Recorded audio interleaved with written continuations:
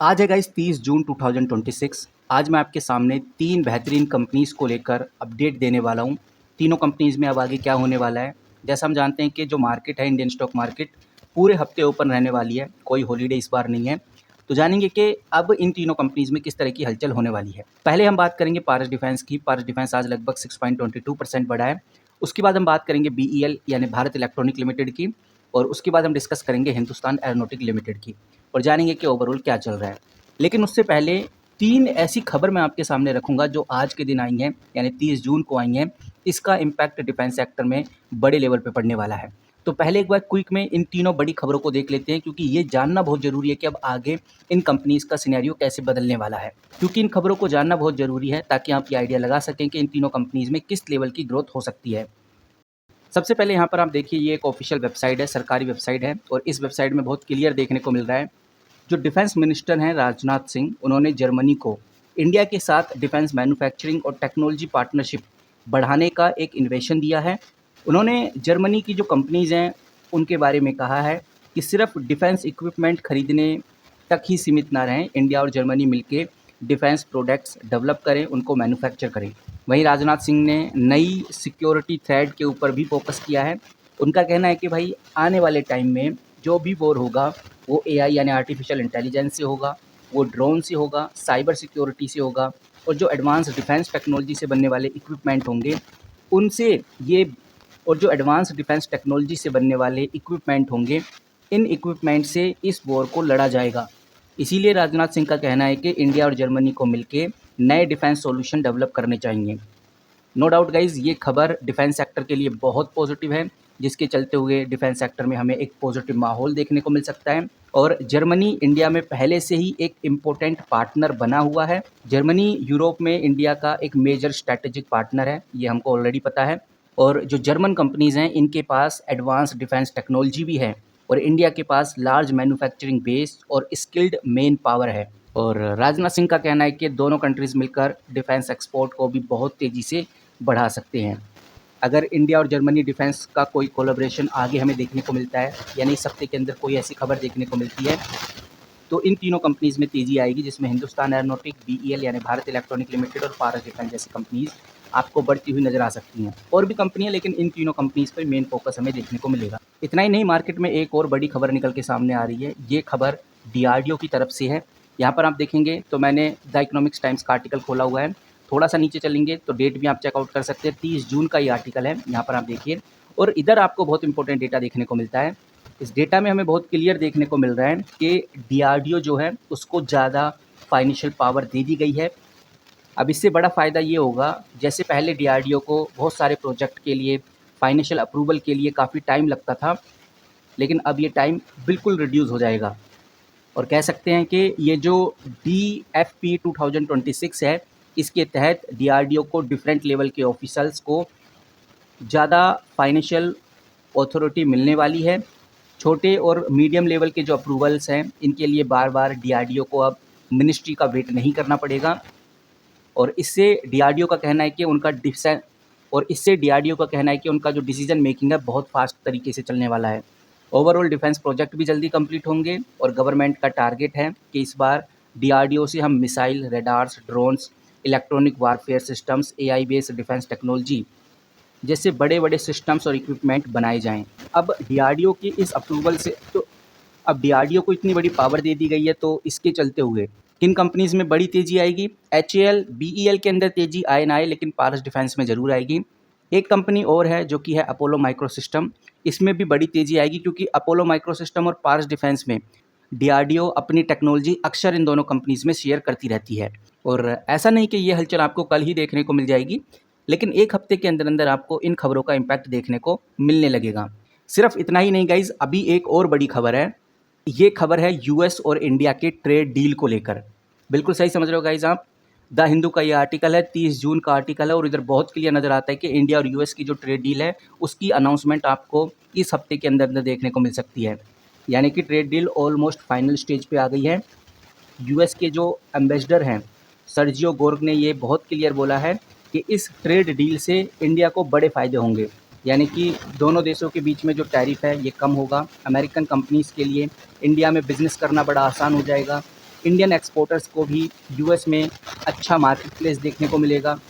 तो इस डील के चलते हुए कुछ इंपॉर्टेंट सेक्टर्स में आपको ज़बरदस्त तेज़ी देखने को मिल सकती है, जिसमें एक सेमीकंडक्टर सेक्टर हो गया है, आर्टिफिशियल इंटेलिजेंस वाला सेक्टर हो गया, डिफेंस सेक्टर हो गया और इलेक्ट्रॉनिक सेक्टर हो गया।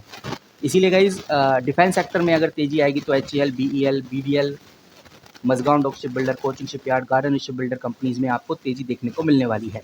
तो इन तीनों खबरों के ऊपर नज़र बना के रखिए, क्योंकि एक हफ्ते के अंदर अंदर आपको इन तीनों खबरों के चलते हुए डिफेंस सेक्टर के इन कंपनीज़ में ग्रोथ देखने को मिल सकती है।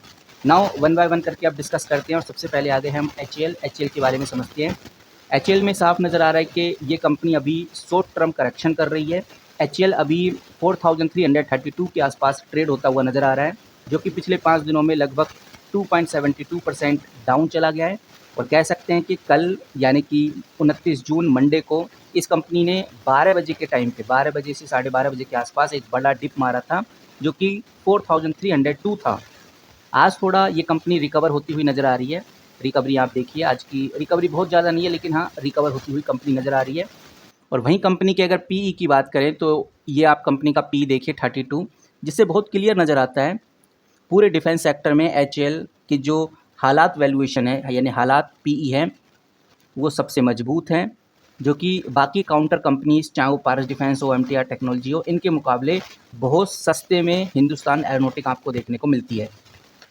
अब थोड़ा सपोर्ट और रेजिस्टेंस लेवल की बात कर लेते हैं। यहाँ पर आप देखेंगे तो मैंने HAL खोला हुआ है। सबसे पहले सपोर्ट की बात करते हैं, यानी कि कितना नीचे गिर सकता है और किस प्राइस पॉइंट के बाद ये गिरेगा नहीं। तो अभी देखने में तो ये आ रहा है कि कंपनी का जो मेजर सपोर्ट है वो 4300 से लेकर 4326 है, जो कि कल का लो था। इससे नीचे कंपनी नहीं जाने वाली, एक मेजर सपोर्ट है। रेजिस्टेंस की बात करें तो 4399 से ऊपर नहीं जाएगी, यानी कि ये 4400 पे नहीं जाने वाली। 4400 से पहले ही कंपनी में आपको एक बड़े लेवल की प्रॉफिट बुकिंग देखने को मिल सकती है। 52 वीक अगर इस कंपनी का आप देखेंगे तो 5065 आपको देखने को मिलेगा, जो कि लगभग 14% डिस्काउंट पे ये कंपनी आपको देखने को मिलती है। वहीं गाइज हिंदुस्तान एरोनॉटिक को लेकर सबकी नज़र जुलाई के बजट पर है। जुलाई में आने वाला है यूनियन बजट, और बताया ऐसा जा रहा है कि इस यूनियन बजट में एरोस्पेस और डिफेंस एक्सपोर्ट ऑर्डर को लेकर नए एलोकेशन अनाउंसमेंट किए जाएंगे। इसके चलते हुए HAL में सबसे ज़्यादा तेज़ी देखने को मिल सकती है। तो इसीलिए HAL के ऊपर नज़र बना के रखिए, क्योंकि HAL के हालात अब आगे हमें सुधरते हुए नज़र आने वाले हैं। नाउ अब बात करते हैं अगली कंपनी यानी कि पारस डिफेंस की। पारस डिफेंस आज अच्छी खासी तेज़ी में रहा, लेकिन सवाल ये है कि 5 दिन का रिकॉर्ड देखेंगे तो आपको गिरता हुआ नज़र आएगा। तो पहली बात तो ये गिरा क्यों, और गिरा तो फिर अब ये उठ क्यों रहा है, इसके ऊपर बात करेंगे पारस डिफेंस को लेकर। पिछले हफ्ते में यानी कि 24 जून को ये कंपनी अपने अच्छे खासे लेवल पर 1301 के आसपास ट्रेड कर रहा था, और पूरे डिफेंस सेक्टर में प्रॉफिट बुकिंग की वजह से ये कंपनी भी स्लिप होती हुई नजर आई, और लगभग 1180 से लेकर 1190 के जोन में ये कंपनी चली गई, सिर्फ और सिर्फ प्रॉफिट बुकिंग के चलते हुए। बाकी गाइज फिर से कंपनी ने बाउंस बैक किया है 30 जून यानी कि आज। कंपनी 1190 के लो लगाकर वहाँ से अचानक आपको एक ज़बरदस्त वी शेप रिकवरी कंपनी ने दिखाई है, और अभी कंपनी 1255 पे ट्रेड होती हुई नज़र आ रही है। इसका मतलब साफ है कि जो नीचे के लेवल्स हैं, इन लेवल्स के ऊपर बायर्स बहुत ज़्यादा एक्टिव हैं, और नीचे का लेवल 1193 1190 के आसपास था। तो ये चीज़ हमें बहुत क्लियर नज़र आता है कि भाई नीचे के लेवल पे इन्वेस्टर्स बहुत तेज़ी से अग्रेसिव बाइंग करते हैं पारस डिफेंस में। और अगर पारस डिफेंस का हम पीई चेक करें तो कंपनी का पीई फ़िलहाल अभी काफ़ी हाई हो चुका है। यहाँ पर आप देखेंगे तो पारस डिफेंस का पीई 118 देखने को मिल रहा है। तो HAL के मामले में तो कंपनी महंगी है, बहुत क्लियर नज़र आता है। वहीं मैं आपको इस कंपनी का सपोर्ट और रेजिस्टेंस भी बताना चाहूँगा। सबसे पहली बात आप ये ध्यान रखकर चलिए कि कंपनी 1193 से नीचे तो नहीं जाने वाली, और यही कंपनी का एक मेजर सपोर्ट बन चुका है। इससे नीचे कंपनी नहीं जाएगी, क्योंकि इस प्राइस पॉइंट पे कंपनी ने बाउंस बैक किया था, तो इससे नीचे जाने के चांसेस बहुत कम हैं। वहीं रेजिस्टेंस की बात करें तो कंपनी 1270 से ऊपर नहीं जाएगी। अभी कंपनी 1254 पे, लेकिन 1270 से ऊपर नहीं जा सकती, बिकॉज यहाँ पर इंट्राडे हाई हर्डल्स आपको देखने को मिलते हैं। तो इस चीज़ का आपको ध्यान रखकर चलना है पारस डिफेंस में कि ओवरऑल करना क्या है। नाउ अब हम बढ़ते हैं अगली कंपनी यानी कि भारत इलेक्ट्रॉनिक लिमिटेड की तरफ। भारत इलेक्ट्रॉनिक लिमिटेड 5 दिनों में लगभग 2.72% के आसपास गिरता हुआ नजर आया है, और पिछले हफ्ते 25 जून को ये कंपनी 410 रुपये के आसपास ट्रेड होती हुई नजर आई थी, जहां से स्लिप होकर भारत इलेक्ट्रॉनिक 405 रुपये पर भी चला गया था, लेकिन अभी फ़िलहाल 30 जून को कंपनी ने थोड़ी सी रिकवरी की है और 410 रुपये पे ट्रेड होता हुआ नज़र आ रहा है, जो ये बात कंफर्म करती है कि लो लेवल पर इस कंपनी में सॉलिड बाइंग सपोर्ट एक्टिव है और कंपनी की वैल्यूएशन 49 है, यानी कि कंपनी का पीई रेशियो 49 है। तो कह सकते हैं कि पूरे डिफेंस सेक्टर में भारत इलेक्ट्रॉनिक लिमिटेड अभी सेफ़ है, यानी कि सबसे सेफ़ है, स्टेबल है, ट्रस्टेड है, लार्ज कैप कंपनी है और इसकी वैल्यूएशन बिल्कुल एक कंट्रोल जोन में है। तो अगर सपोर्ट और रेजिस्टेंस की बात करें तो कंपनी 405 से नीचे तो नहीं जाएगी, एक मेजर सपोर्ट कंपनी ने यहाँ पर दिखा दिया है। फिलहाल 410 से ही नीचे नहीं जाएगी और हाई की बात करें तो 414 से ऊपर ये कंपनी नहीं जाने वाली, क्योंकि ये कंपनी का मेजर रेजिस्टेंस है, यहाँ पर कंपनी प्रॉफिट बुकिंग करती है। फिलहाल इस वीडियो में इतना ही। अब देखते हैं कि आगे क्या सिनेरियो क्रिएट होता है। इन तीनों कंपनीज़ में जैसी कोई बड़ी खबर आती है, इन तीनों कंपनीज़ में या डिफेंस सेक्टर में जैसी कोई बड़ी खबर आती है तो सबसे पहले आपके साथ शेयर करूँगा। मिलते हैं किसी नई वीडियो के साथ, तब तक के लिए take care and good bye.